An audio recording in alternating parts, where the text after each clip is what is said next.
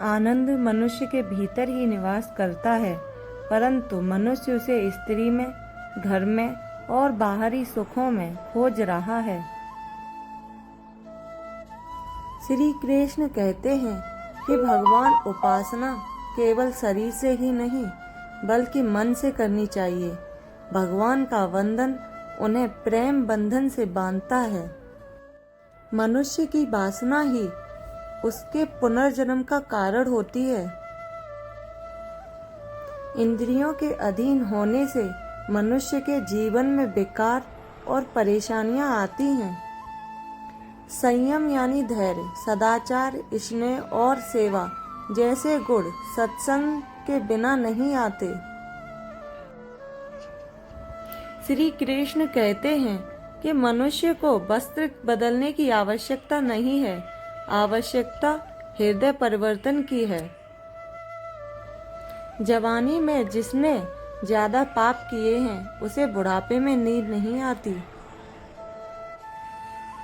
भगवान ने जिसे संपत्ति दी है उसे गाय अवश्य रखनी चाहिए। जुआ, मदिरापान, पर स्त्री गमन, हिस्सा, असत्य, मद, आसक्ति और निर्दयता, इन सब में कलयुग का वास है। अधिकारी शिष्य को अच्छा गुरु अवश्य मिलता है।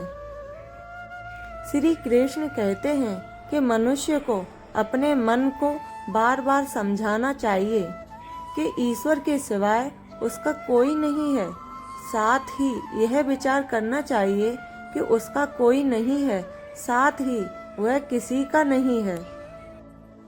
भोग में क्षणिक सुख है, साथ ही त्याग में स्थायी आनंद है। श्री कृष्ण कहते हैं कि सत्संग ईश्वर की कृपा से मिलता है, परंतु कुसंगति में पड़ना मनुष्य के अपने ही हाथों में है। लोभ और ममता पाप के माता पिता हैं, साथ ही लोभ पाप का बाप है।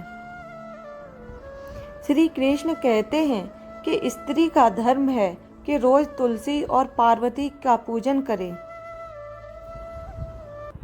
मनुष्य को अपने मन और बुद्धि पर विश्वास नहीं करना चाहिए, क्योंकि यह बार बार मनुष्य को दगा देते हैं। खुद को निर्दोष मानना बहुत बड़ा दोष है।